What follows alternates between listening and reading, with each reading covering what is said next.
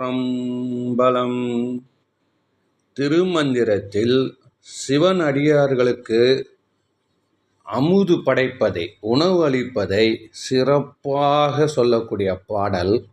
படமாடக் கோயில் பகவர்க்கொன்று ஈயில், நடமாடக் கோயில் நம்பர்க்கு அங்கு ஆகா. இது என்ன புரியுதுன்னா,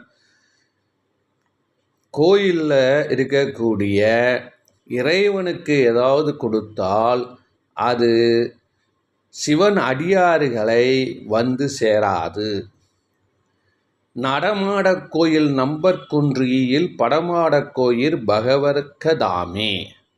ஆனால் நடமாடும் கோயிலாக உள்ள சிவன் அடியார்களுக்கு ஒன்று தந்தால் அது திருக்கோயில் உள்ள சிவனுக்கு சென்று சேரும் என்று எவ்வளோ ஒரு தைரியமான ஒரு வார்த்தையை திருமூலர் திருமந்திரத்தில் சொல்லியிருக்கார்.